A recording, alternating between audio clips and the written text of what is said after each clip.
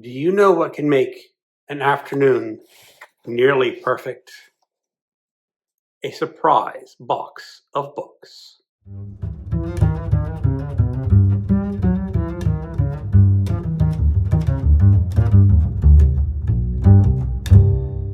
Hello, welcome to my channel, Another Bibliophile Reads. My name is Greg, and today something showed up on my doorstep. A box of books from my friend Lee. I'm not sure exactly what's inside this box. Let's find out. I don't use safety scissors.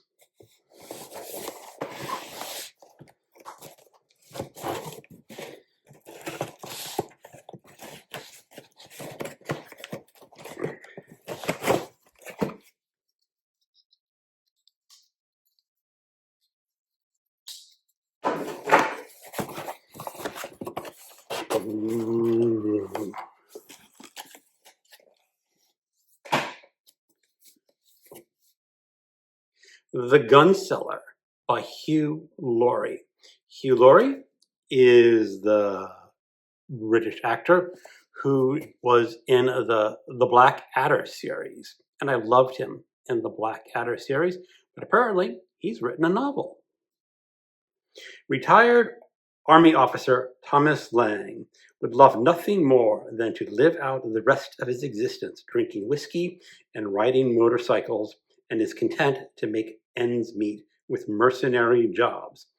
Just never murder, not even when he's offered a fortune to assassinate American businessman Alexander Wolfe. Lang opts to warn his target instead. But Lang's good deed does not go unpunished when he finds not Wolfe, but Wolfe's alluring daughter, Sarah, and another less scrupulous mercenary closing in. Lang becomes entangled in an international conspiracy that lands him in the sights of both the Ministry of Defense and the CIA. Lang takes on rogue CIA agents, aspiring terrorists, and the high-tech arms dealers to prevent an international bloodbath and save the femme fatale that he's falling in love with. The Gunseller. Here we go. Flashman on the March. Flashman is one of the great historical fiction series about a rogue named Flashman, who was a coward and a womanizer. Really, really good. And it's 1868, and Sir Harry Flashman, BC, arch-cad, amorist, cold-blooded or cold-headed soldier and reluctant hero is back, fleeing the chain of vengeful pursuers that includes Mexican bandits, the French Foreign Legion, and relatives of an infuriated Austrian beauty. Flashy is desperate for someone to take cover, somewhere to take cover. So desperate, in fact, that he embarks on the perilous secret intelligence gathering mission to help free a group of Britons from being held captive by the tyrannical Abalazian king. I have not read this Flashman yet. Oh, look at this. This is great. This is Lies and Sorcery by Eliza Morante, translated by Jenny McPhee. I do not have this NYRB Classic. It is translated from the Italian. Please excuse me. The print on the back of these covers is somewhat small. Eliza Morante is one of the titans of 20th century literature. Natalia Ginsburg said she was the writer of her own generation that she most admired. And yet her work remains little known in the United States. Written during World War II, Morante's celebrated first novel, Lies and Sorcery, is in the grand tradition of Stendhal, Tolstoy, and Proust, spanning the lives of 3 generations of wildly eccentric women. The story is set in Sicily and told by Eliza, orphaned young and raised by a fallen woman. For years, Eliza has lived in an imaginary world of her own. Now, however, her guardian is dead. The young woman feels that she must abandon her fantasy life to confront the truth of her family's tortured and dramatic history. Eliza is a seductive, it's less than a reliable spinner of stories, and the reader is drawn into a tale of secrets, intrigue, and treachery, which is, as it proceeds, and increasingly revealed to be an exploration of a legacy of political and social injustice. Throughout Mauriette's elegant writing and her drive to get to the heart of her characters' complex relationships and all too self-destructive behavior, holds us spellbound. As everyone on my channel should know, I love NYRB Classics. I will read the first paragraph. 2 months have passed since the death of my adopted mother, my guardian, my only friend. I was orphaned as a young girl over 15 years ago, and she took me in, adopted me, and gave me a home with her. This is going on my shelf to read.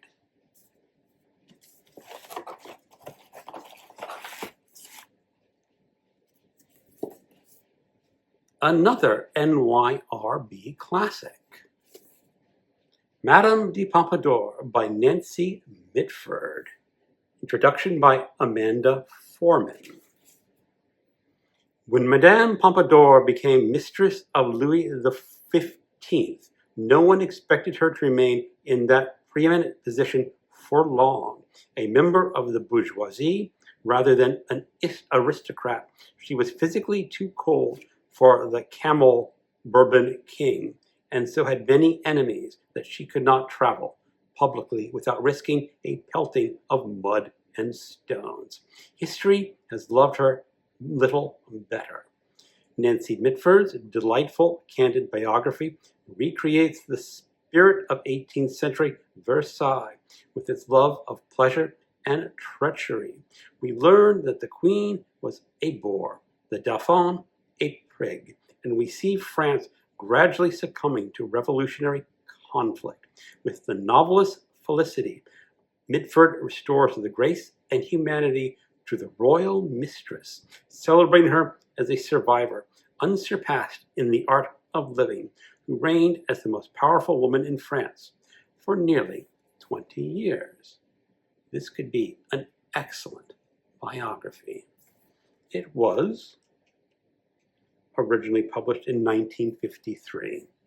I should look back at this other NYRB classic.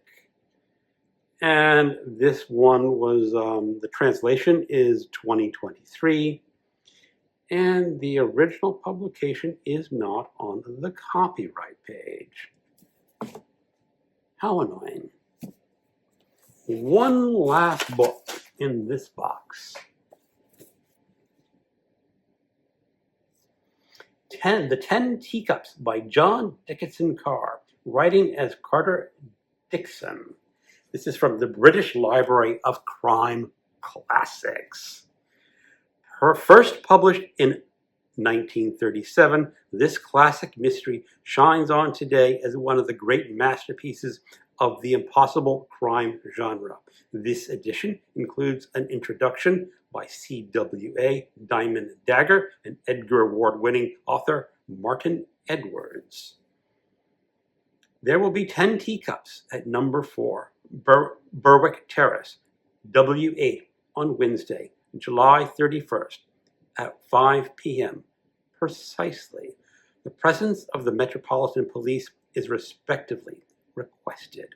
The note was delivered to New Scotland Yard, its words evoking a cold murder case and its unsolved mystery of the 10 teacups found beside the body. Scrambling to prevent a second killing, the police set up a watertight cordon to Berwick Terrace, but gunfire rings out from the top of the floor at 5 p.m. on the 31st, and a corpse of one of the celebrity tenants is found in a locked room, shot twice from behind, a smoking gun by their side, and on the table, 10 teacups. The killer has vanished into thin air, an impossibility which calls for the masterful sleuth Sir Henry Merivale to enter the fray.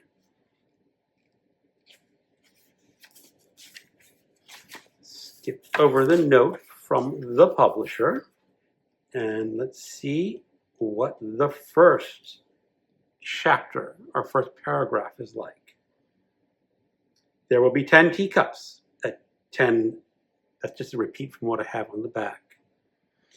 On the surface, there would appear nothing in this note, addressed to Chief Inspector Humphrey Masters at New Scotland Yard, capable of giving Masters any uneasiness. It arrived in the first post on Wednesday, that day when the diabolical heat wave, you may remember it, had reached its height. The note bore no signature.